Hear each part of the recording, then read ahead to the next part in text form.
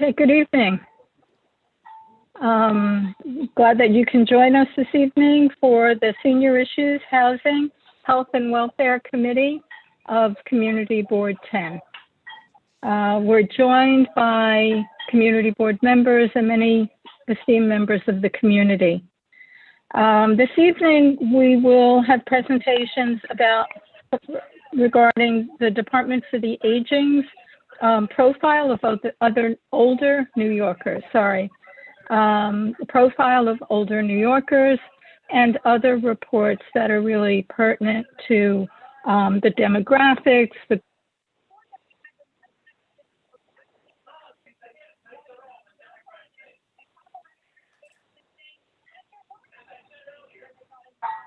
Okay, I'm sorry, I've been having some technical difficulties. So without further ado, we will begin our meeting. We do have some representatives from the Department for the Aging this evening. I see Ryan is here and Clarice is here. We also have representatives from the Bay Ridge Counseling Center. So I'll just really open it up for the presentation. And who would like to begin? Sharice, are you gonna, or is Ryan, you gonna go right into it? That would be great too. I'm open to whichever. Okay.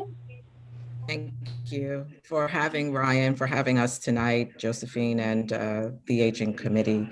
So Ryan, the floor is yours. Great, thank you. Yeah, so I'm Ryan Gardner-Cook. I'm in the research unit at the Department for the Aging, and I deal with a lot of demographic stuff. So this is sort of in my wheelhouse. So hopefully I can help provide some insight for everyone here tonight. I'm going to load up my PowerPoint and share that.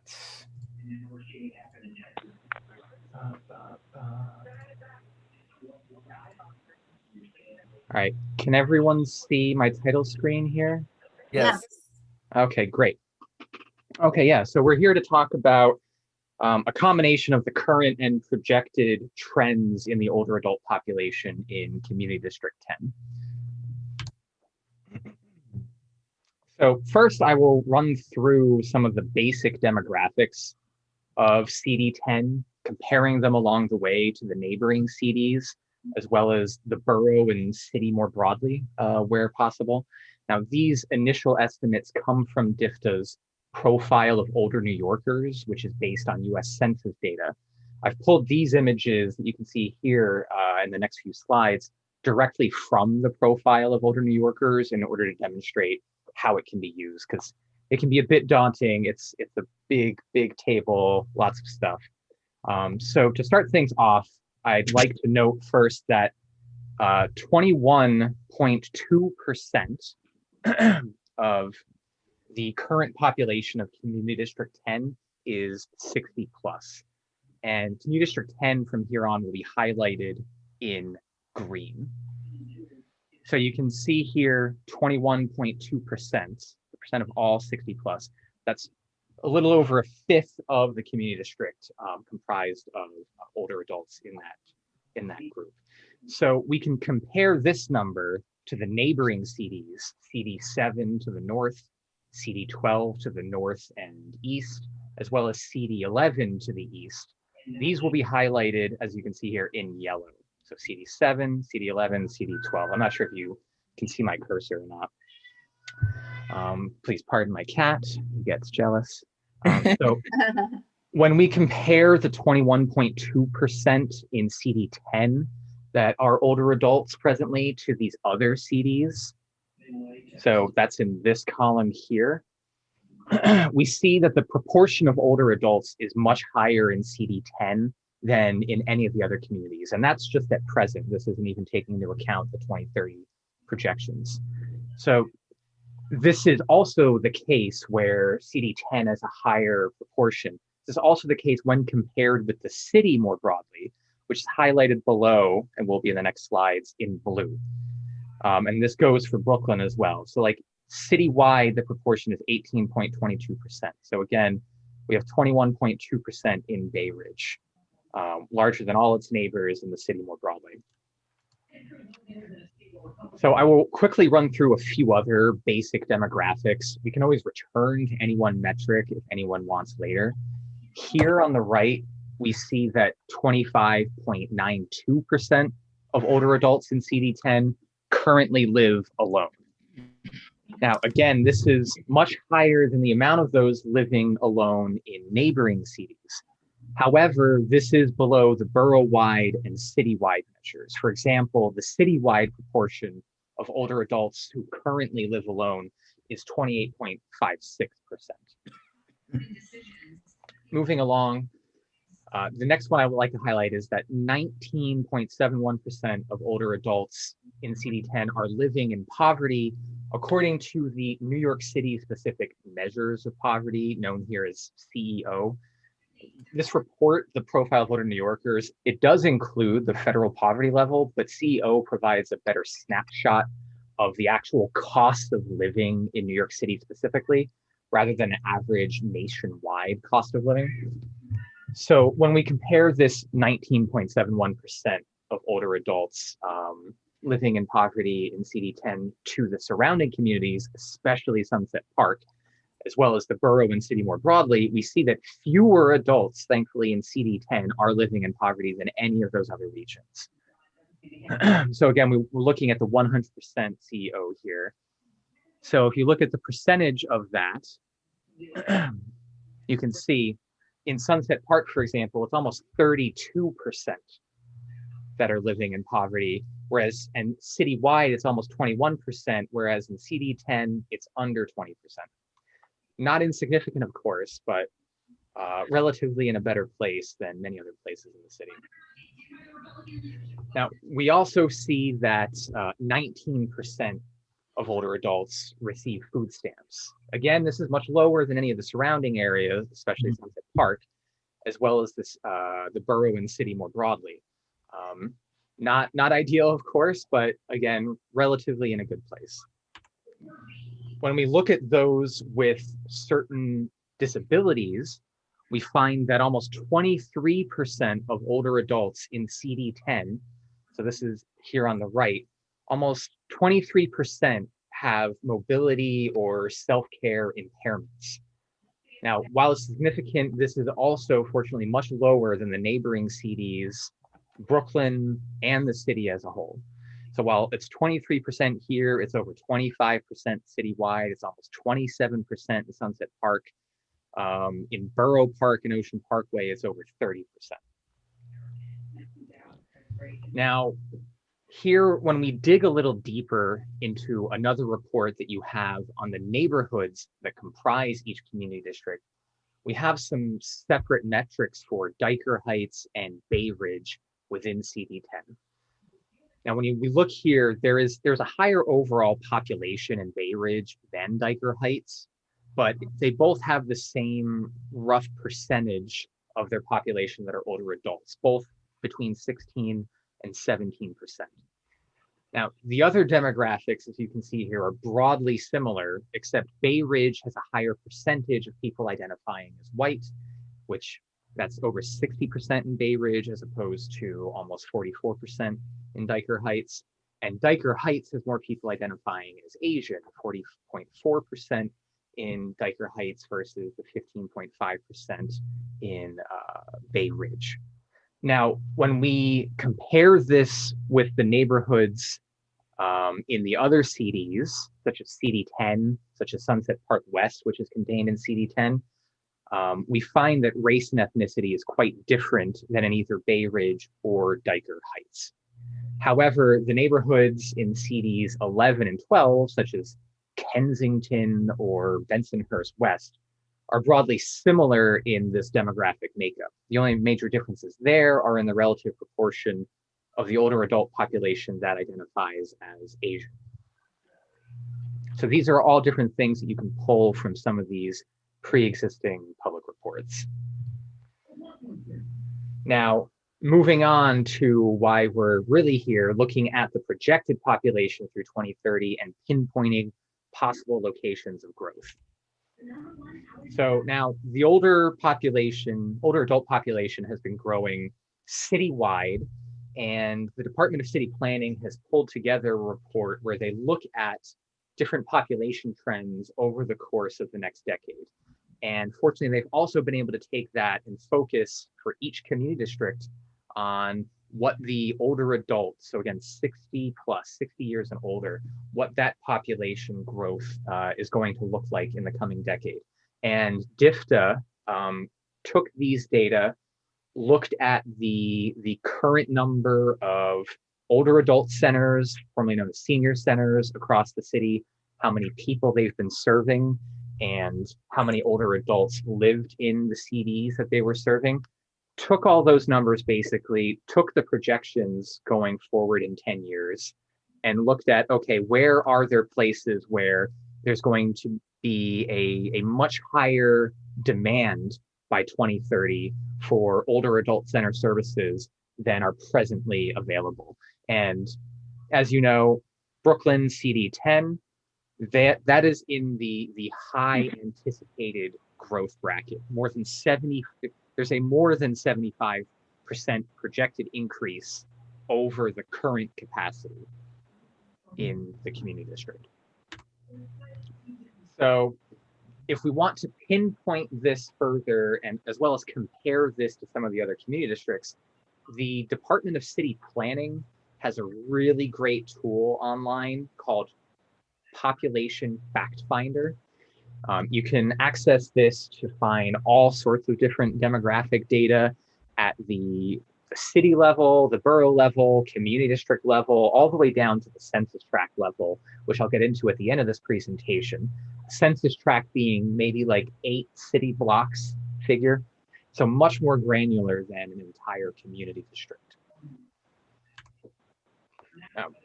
Here's an example of the profile that they have for Community District 10, listing just a few of the things that they have here.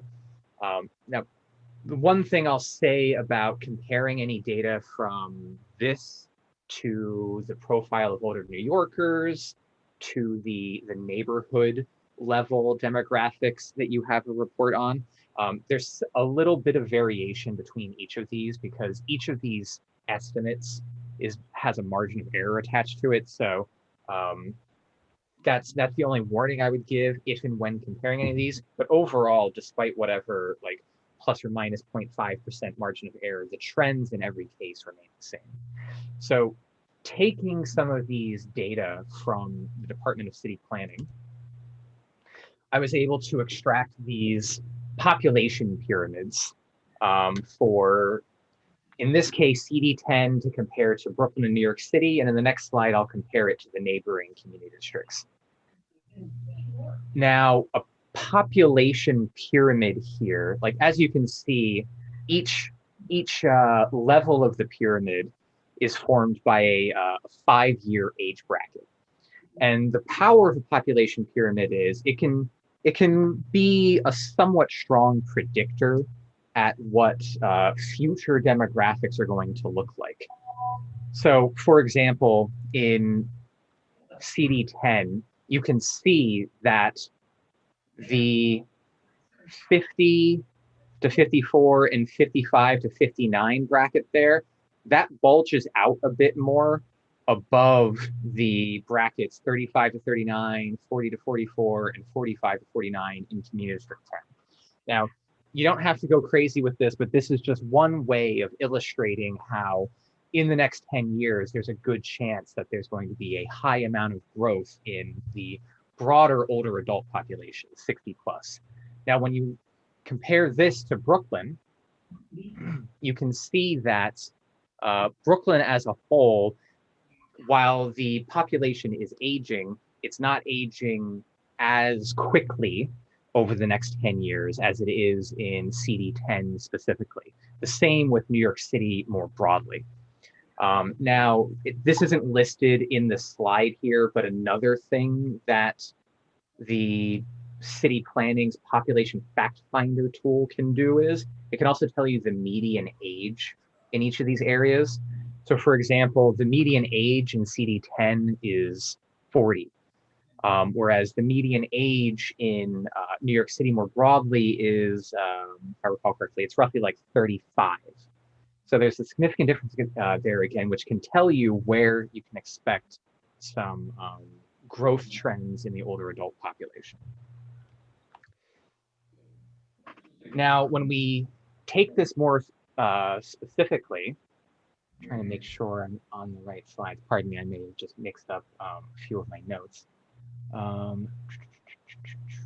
Yeah, no, so if we take a look at CD10 specifically, we can find, if you just add up the two brackets that comprise the 50 to 59 age bracket, so again, those are the people who, assuming they don't move or something like that, because there are all sorts of caveats to projecting the population in the future. But when you take the 50 to 59 age bracket, you see that 13.9% of the population presently falls within that bracket.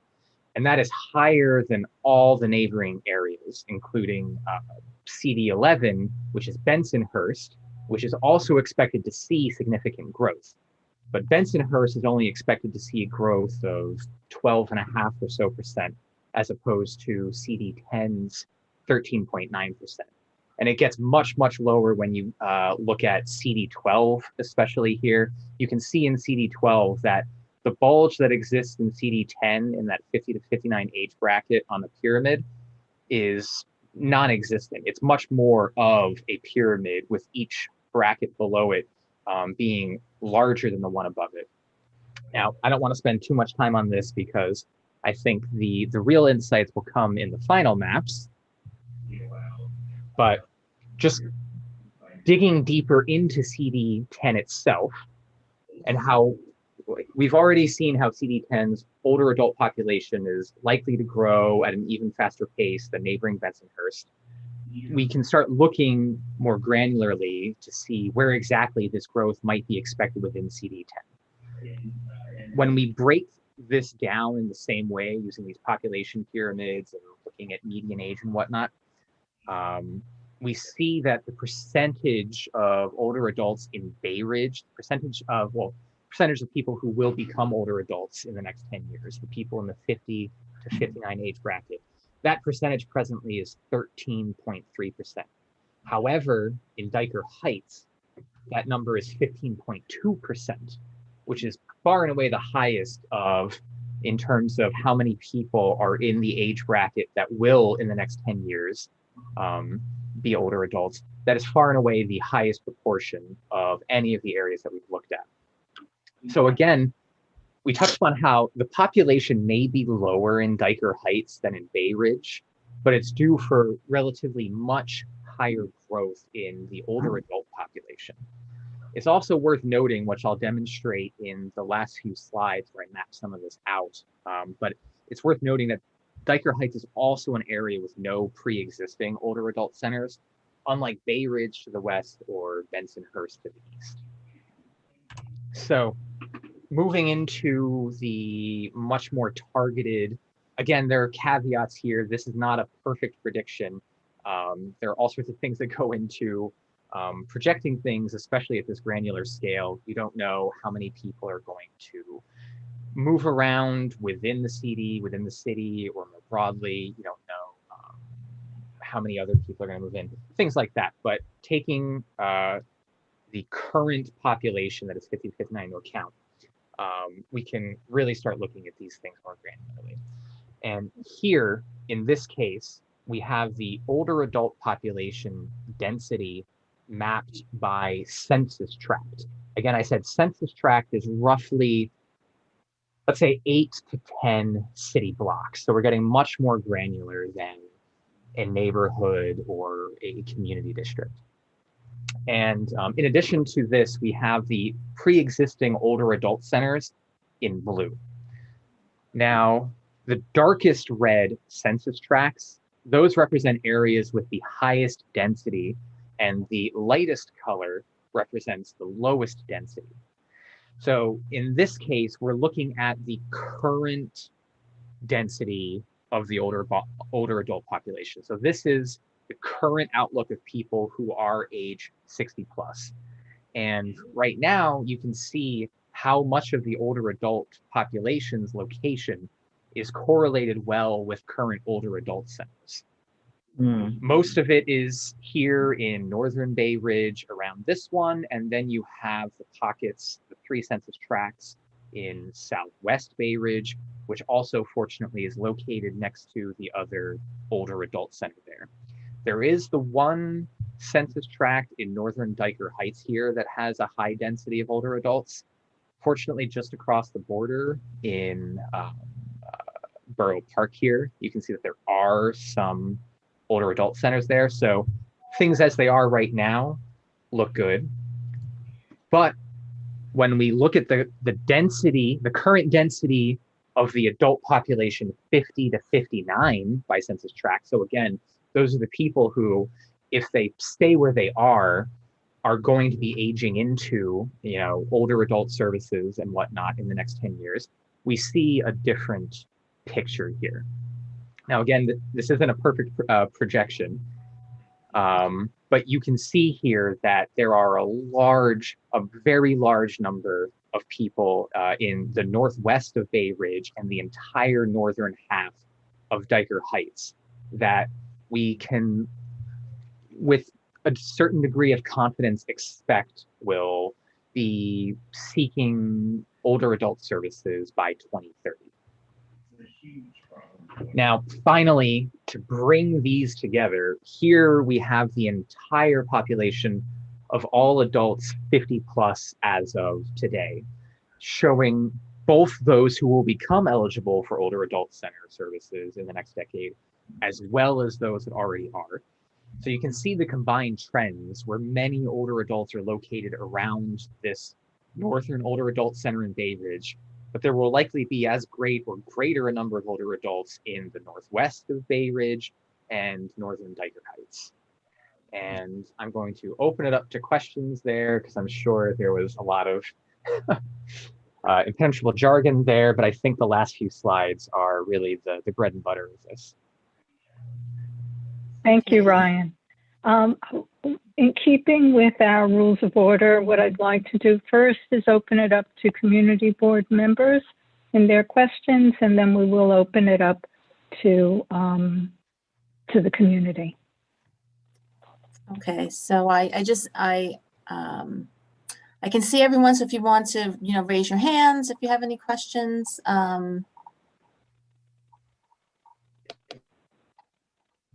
Iris, I don't see. I don't either. Oh, Jill, I'm sorry, Jill Hajar. Hello. I'd just like to, is that for me, for June? No, it was Jill. I'm sorry, I didn't see you. Jill. Oh, I'm sorry. First Jill, then you. Okay. I just wanted to thank Ryan because I think it was an amazing presentation, and you explained everything perfectly easy to understand. And your thought process was spot on. And I want to just thank you. So I appreciate it. Thank you very much. That means a lot. And I'm especially pleased that the key is always conveying the information. And like, it doesn't matter all the work that you do in the background if you can't convey that information to people. Absolutely. So, absolutely. So I want to thank you for that. And I wanted to recognize that. Okay. Thank you, Jill. Yeah. And thank you, Ryan. Let me say both your presentation and clearly all the work that you did in putting it together is evident. Hello. And really terrific. Hello, Okay. can I make one comment? Okay, Please Jill, do. go ahead. I know it's difficult. You're on the telephone, but you can go ahead. No. I just want to comment on how, as a senior citizen, 78 years old, I want to say this was an absolutely wonderful and a very informative report. I really got so much out of it. And living in our neighborhood and knowing how many different senior groups, Todd being the head of one of the groups, I could see why seniors do so well in Bay Ridge. And that was an excellent report. Thank you. Great. Thank you, June. We have, let's see, committee members first. We will do. We have a representative from Assembly Member Tanusis's office, Hanane. It's Hanan. Hi, Josephine. Hanan, I'm sorry. No, I'll okay. get it right soon enough. So thank you, Ryan, so much for that. I was just wondering, is it possible to email me the slides? I would like to show the assemblyman your presentation. It was great. Thank you. Sure, I'm going to make a note of that. I can't say for sure. I can send almost all of them, if not all Okay. of them. I'll just have to confirm in a couple cases. Sounds good. I'll send you my email in the text in the Okay, chat. great. Thank you. This is Judy. I was not able to, I just got on. I was delayed. Was it recorded, Josephine? And will it be on the Yes. website? Yes, it We is on can see it that YouTube. way as well? Thank Yes. you. Mm-hmm.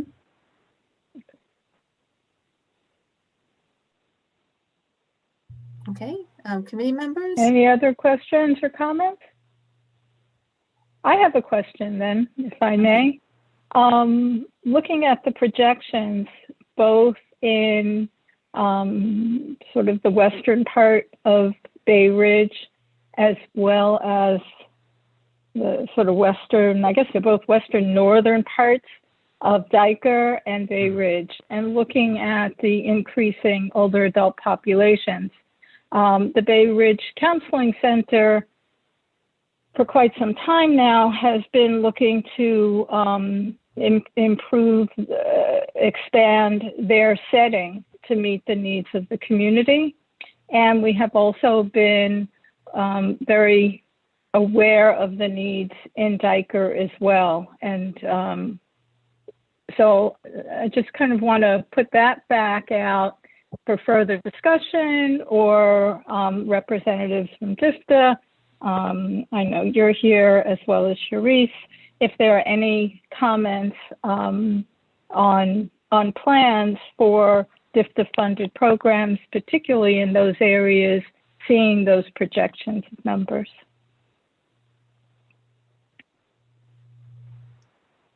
Sharice, I can't Like speak for Ryan anything. it looks like Ryan's looking to me, and go ahead, Ryan, you were going to say something. You have more of the data. Yeah, I can't speak to anything specifically in that regard. All I know is that the request for proposals to invite providers for NORCs and for older adult centers is going out soon. But in terms of targeting any of that specifically, that would be outside of my purview, unfortunately.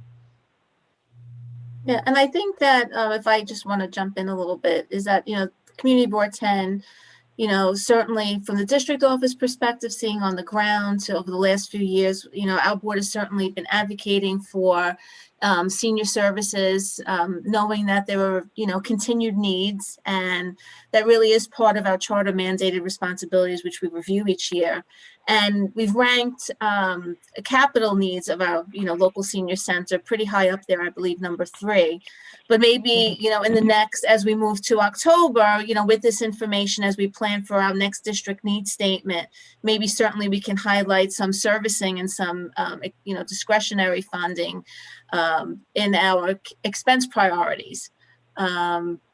And perhaps look at this closer as we begin that next budget cycle, Iris. I think that would be important. The boards have the opportunity to do that each year during the month of October, when we begin to put our district needs statement together. And certainly hearing, looking at these numbers, digesting them, maybe meeting further and kind of talking about, framing how we can, as a board, advocate as we plan for the future. Again, there's different dynamics, but certainly we hear, the district office. We know that we have senior housing needs.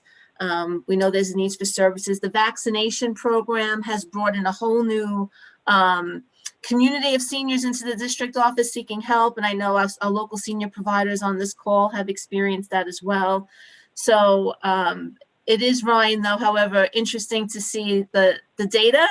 And the report, when we were reading through it, I love visuals, and when you see it, and you as a community board, we should begin planning as well, and beginning our conversations about how we can best advocate for needs in our district. So thank you. So Iris, I don't see any more committee members with their hands raised. If you wanted to open it up to our guests, if anyone else has a question. Yes, of course. Anyone else? Anyone from the community that has any questions or comments?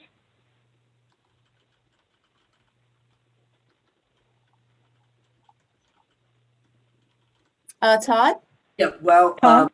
Brian, you did allude to the RFP that DFTA is promising for older adult centers soon. Certainly, this answers something that we have known for a long time, Marianne Nicolosi and I, the need for a bigger, more expansive Bay Ridge Center.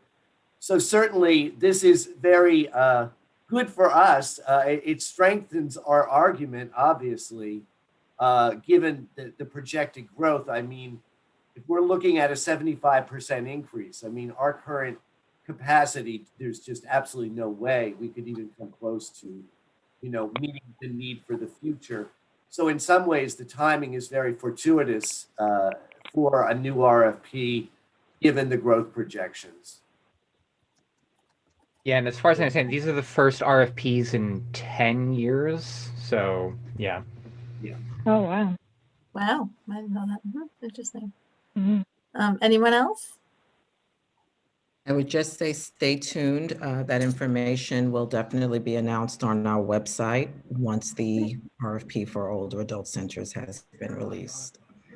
Thank you, Cherie. Thank you. Ryan, you gave such a great report that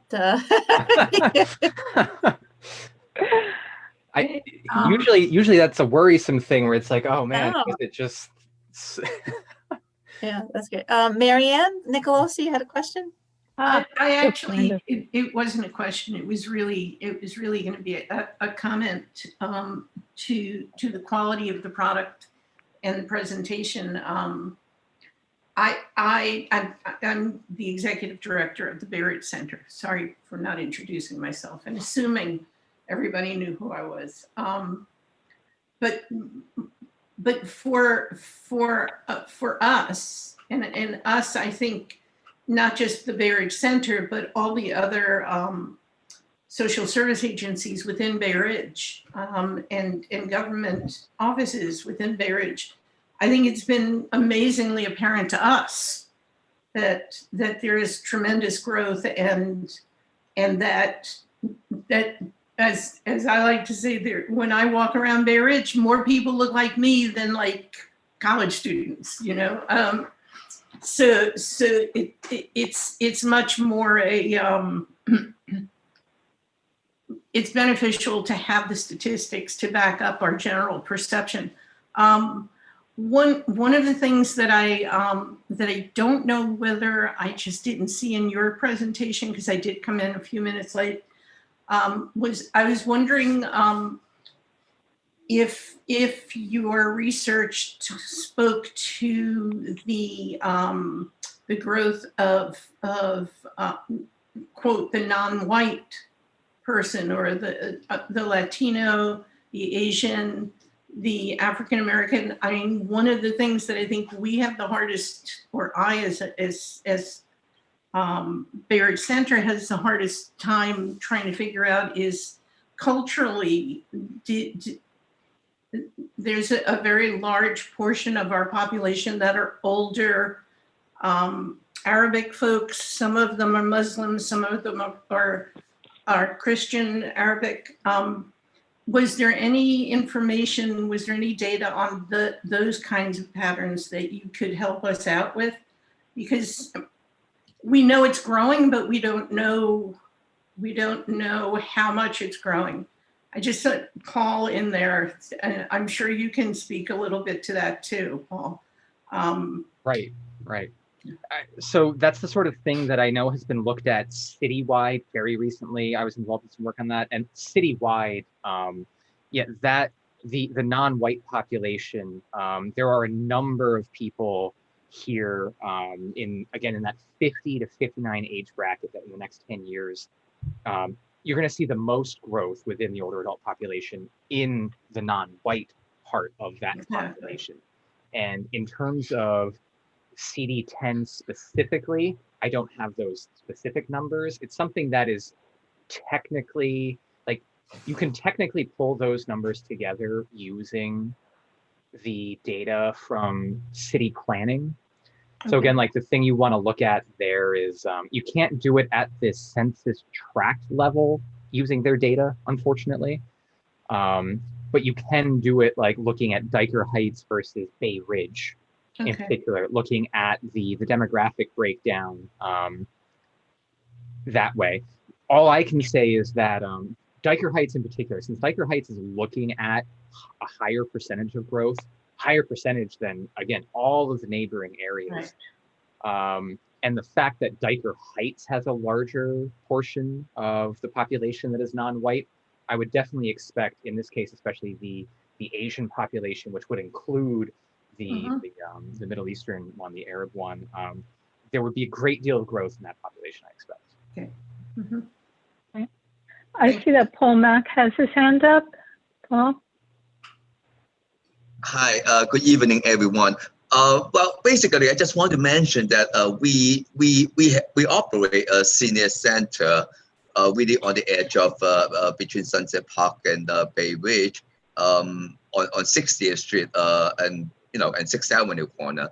And basically, basing on our membership, we do have more senior residents from Bay Ridge than Sunset Park that are joining our center. So just want to bring that back to Interesting. To your information.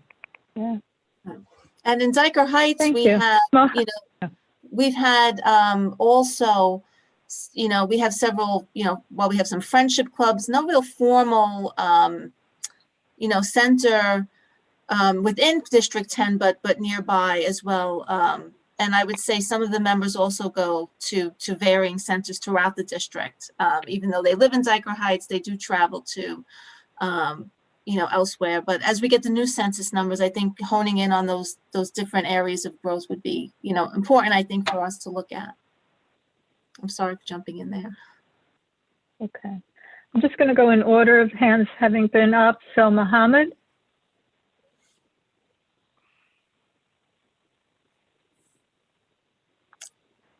Mohammed, you're on mute. Hi, everyone. Good evening. Hi. Good evening. I hope you're doing good and warm in this snow. My name is Mohammed Rawashdi. I'm from State Senator Andrew Bernardis. I'm the Director of Community Affairs. I'm going to go back to the point Ryan talked about the Arab population and how to figure out and sort out how many Arabs population in Bay Ridge, for example. As we go under the white, this is very hard to know exactly how much percentage of us. The Arab population in Bay Ridge is divided between Christian and Muslim. So I think we have more Christian than Muslims within the Arab community. So this is very specific details that is hard for us to read our population, how many people are living. It's very hard, especially when they are undocumented. And especially sometimes when you want to figure out if they are, which religion they adhere to. Yep. So the same name, the same language, same people, you can't even figure out that. I think this is the issues come from the census. This year they try to have Middle Eastern background. Maybe will give us maybe more clear view about the accurate numbers, accurate percentage of the Middle Eastern population, which is very, like the Arab population is very, I can't say it's a color. We range from dark to very white color. It's very like big, diverse population. So Ryan, do you have any accurate numbers about Middle Eastern Muslim population in the whole New York or our area, or you don't have this accurate based on what I said? Yeah, no, I mean, you bring up exactly the difficulty there, unfortunately. So it's the sort of thing that, especially like as the demographer essentially at DIFT, I work closely with Department of City Planning. I don't know if anyone knows Joe Salvo, who makes the rounds presenting from there, but they work closely with the census on issues that particularly impact New York City. And that I know is one of the things that people are trying to get on, because for such a diverse place, we really need to be able to understand that diversity to be able to serve everyone accordingly. And yeah, again, unfortunately, as you said, it's not something that we can easily disentangle right now. Like there's unfortunately not a table that I'm sitting on or anything that has even citywide. The best statistics usually are citywide, but then you run into the problems of like, okay, well, Staten Island is completely different from the Bronx, which is completely different from, Eastern Queens, et cetera. So yeah, unfortunately, it's just something that's hopefully will improve in the near future, but is a problem right now. Thank you very much. Thank you. And Sandy, thank you for your patience. Yeah, thank you, Iris. First of all, Ryan, fantastic presentation. I'd like to commend you on all the work that you put into it. But I think I know, being a member of this committee for quite some time, we know that the problem our seniors face, and especially with everything that we hear in the news today with our elected officials. I'm surprised that we don't have more elected officials. I'd like to thank State Senator Granardis and Assemblymember Tanusis' office for being on this. But I think more elected officials need to be on this, and we need to get this information to them, because the solution to this problem is money for our seniors and more locations for our seniors, because that is what they need, and that's what they don't have. If we speak to Todd and Marianne, they are beyond capacity at the Bay Ridge Center. And we need to get this information to the hands of our elected officials and see what we could do in getting more money and more locations, because this is what we need to do for our seniors. It's incredible that our seniors, so many of our seniors are living in under poverty level. That's shameful. That's very shameful.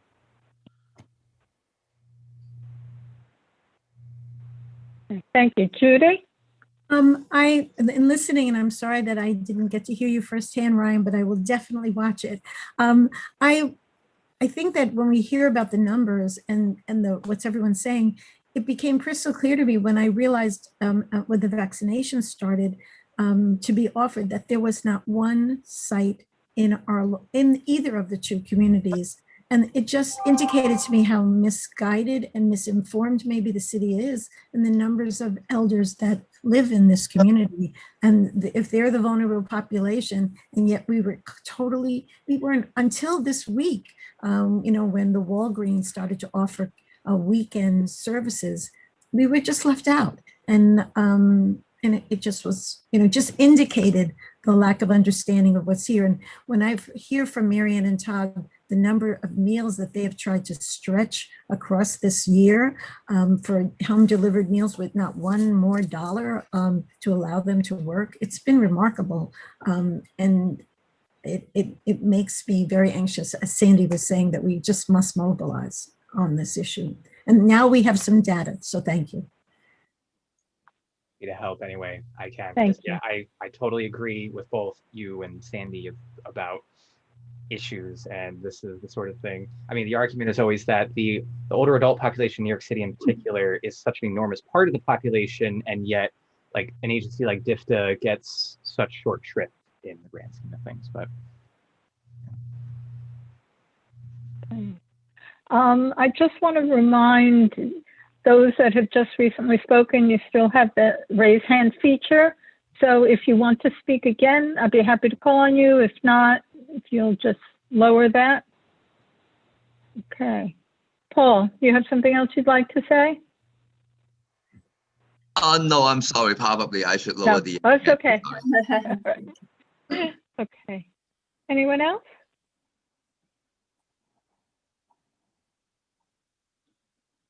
All right. Well, again, Ryan, thank you very much for a very informative presentation. I thank all of you for joining us this evening. We have really leaders and advocates in older adult services here. And I know we'll all be working closely together as we move forward to address these issues and the needs of our community. All right, so if there be no other questions or remarks, we can adjourn the meeting. It's at 7:54. Thank you. Thank you again, all. Thank you. Thank you for the invitation. Thank you. Thank you.